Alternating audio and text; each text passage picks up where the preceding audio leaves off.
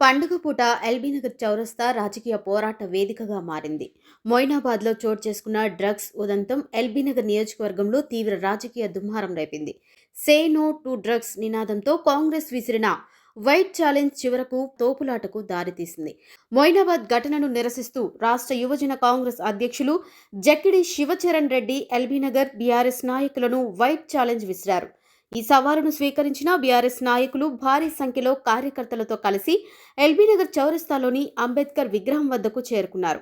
అక్కడ కాంగ్రెస్ తీరుకు వ్యతిరేకంగా నిరసన చేపట్టారు. మరోవైపు వైట్ ఛాలెంజ్ కోసం ఎమ్మెల్యే సుధీర్ రెడ్డి తన అనుచరులతో కలిసి అంబేద్కర్ విగ్రహం వద్దకు వచ్చేందుకు ప్రయత్నించారు. అయితే శాంతి భద్రతల దృష్ట్యా ఏసీపీ కృష్ణయ్య నేతృత్వంలోని భారీ పోలీస్ బలగాలు వారిని మార్గ మధ్యలోనే అడ్డుకున్నాయి.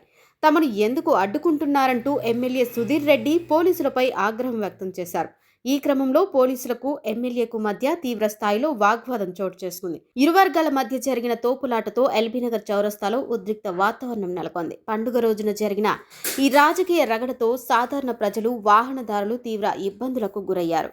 ఈ సందర్భంగా రాష్ట్ర యూత్ కాంగ్రెస్ అధ్యక్షుడు జక్కిడి శివచరణ్ రెడ్డి మాట్లాడుతూ ఎల్బీనగర్ నియోజకవర్గం ఎమ్మెల్యే దేవిరెడ్డి సుధీర్ రెడ్డి రాజకీయాల పేరుతో పిల్లలని డ్రగ్స్కి బానిసలు చేస్తున్నాడని, గంజాయి బ్యాచ్కు లీడర్గా వ్యవహరిస్తున్నారని తెలంగాణ రాష్ట్ర యూత్ కాంగ్రెస్ అధ్యక్షులు జక్కిడి శివచరణ్ రెడ్డి ఆరోపించారు. చెప్పండి, మీడియా చెప్పండి, చెప్పండి. పర్మిషన్ లేదు. బాధ్యత గల ఎమ్మెల్యే ఉన్నారు. మీరు బాధ్యత గల ఎమ్మెల్యే ఉన్నారు. అవునా మాట్లాడితే మీరు వచ్చేయండి.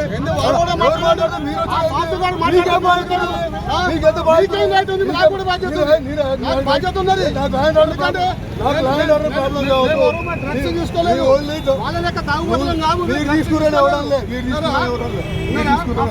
వాళ్ళకే పని చెప్పండి వాళ్ళకి. మరి ఎల్బీ నగర్ లో చిల్లర రాజకీయాల care of address LB Nagar మన కాంగ్రెస్ పార్టీ నాయకులు అయింది. ఎందుకంటే ఏదో ఎక్కడో డ్రగ్స్ కేసు దొరికితే మా పార్టీ షోకాజ్ ఇచ్చింది. ఆయన మీద చర్యలు తీసుకున్నారో రాబోయే 2 రోజులు తీసుకుంటారు. దానికి ఎల్బీ నగర్ లో ఉన్న కేడర్ కంతా ఊసి ఏదో మేము డ్రగ్స్ తీసుకున్నట్టు, లేకపోతే వైట్ ఛాలెంజ్ కి రమ్మని చెప్పేసి ఈ చిల్లర నాయకులు చిల్లర రాజకీయాలు చేస్తున్నారు. సరే, దానికోసం వచ్చినాం. వాళ్ళు ఎవరెవరి పేరు చెప్తారో అందరం వాళ్ళ పేర్ల ప్రకారమే వచ్చి ఈ వైట్ ఛాలెంజ్ స్వీకరిస్తానికి సిద్ధంగా ఉన్నప్పుడు ఇక్కడ మేము ఇంతకుముందు 10 నిమిషాల క్రితం ఉన్నాం. అక్కడ మెడికల్ టీం ఏమో అవతల రోడ్ అటు సైడ్ ఉంది. మేము వాడికి మెడికల్ టీం పోయి మేము టెస్ట్ చేయించుకొని వస్తాం, తెలిసిపోతుంది అని చెప్పేసి అంటే ఏసీపీ గారు మమ్మల్ని అలో చేయలేదు. వాళ్ళేమో స్వేచ్ఛకు వచ్చి అంబేద్కర్ స్టాచ్యూ దగ్గర నుంచి స్లోగన్స్ ఇస్తా ఉన్నారు. మమ్మల్ని పోనీ టెస్ట్ చేయించుకోమని టెస్ట్ చేయించుకోమంటే వాళ్ళు ఎవరి పేర్లు ఇచ్చినా మేము టెస్ట్ చేయించుకోవడానికి సిద్ధంగా ఉన్నాము. టెస్ట్ చేయించుకుంటే మమ్మల్ని అలో చేయమని చెప్పి పోలీస్ వాళ్ళని మేము కోరుతా ఉన్నాము. పోలీస్ వాళ్ళు ఏమో అలో చేస్తలేరు. పోనీ మేము అక్కడ పోతే టెన్షన్ అయితే గొడవ అవుతామంటే ఆ టీంని మెడికల్ టీం ఈడికి రమ్మని చెప్పండి, ఈడ టెస్ట్ చేసుకొని కూడా సిద్ధంగా ఉన్నాము. దీంతో పాటు వైట్ ఛాలెంజ్ తో పాటు ఎవరు ఎన్ని లీటర్లు ఇన్ని సంవత్సరాల నుంచి ఎంత తాగిందో సంగతి అది కూడా తెలిసి ఏమైనా మీటర్ ఉంటే బాగుంటుందేమో. కాంగ్రెస్ నాయకులకు పెడితే ఎన్ని లీటర్లు తాగిండ్రు, ఎన్ని ట్యాంకర్లు తాగింది, ఇన్ని సర్వా 20-30 సంవత్సరాల మందు అది కూడా తెలుస్తుంది. కానీ ఆ మీటర్ లేకపోయాది. సరే, ఉన్న మీటర్ తోటి బ్లడ్ టెస్ట్ చేసుకుంటాం. మేము సిద్ధంగా ఉన్నాం, మేము ప్యూర్గా ఉన్నాం. ఎప్పుడు కూడా మేము కానీ మా కార్యకర్తలు కానీ ఎప్పుడు కూడా అటువంటి చిల్లర పనులు చెయ్యనియము. మేము చెయ్యనియం. ఏదో శాంపుల్ టెస్ట్ చేయడానికి రమ్మంటే రౌడీజన్ చేయడానికి గుండాలందరినీ మళ్ళీ తీసుకొచ్చి అక్కడ స్లోగన్స్ ఇవ్వడం జరిగింది. పోలీసులు వాళ్ళని కంట్రోల్ చేసినా కూడా కంట్రోల్ చేయలేని పరిస్థితిలో ఆయన ఉన్నారు. ఎంత చెప్పినా కూడా వినట్లేదు. ఆయన ఒకటే పని పెట్టుకున్నాడు. ఈ కాన్స్టిట్యున్సీలో పిల్లలందరినీ, ఎన్నో ఫ్యామిలీస్, ఎన్నో కుటుంబాలలో పిల్లలని రాజకీయాల పేరుతోని డ్రగ్స్ కి బానిస చేసిన విషయం ప్రతి ఒక్కరికి తెలుసు.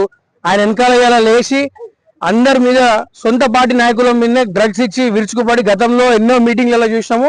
పక్కనున్న కార్యకర్తలను కూడా, పక్కనున్న లీడర్లను కూడా ఈయనకు వ్యతిరేకంగా మాట్లాడినా, ఈయనకు సహకరించకపోయినా కూడా వాళ్ళతోనే ఈ గంజాయి డ్రగ్స్ బ్యాచ్ తోనే కొట్టిస్తాడు.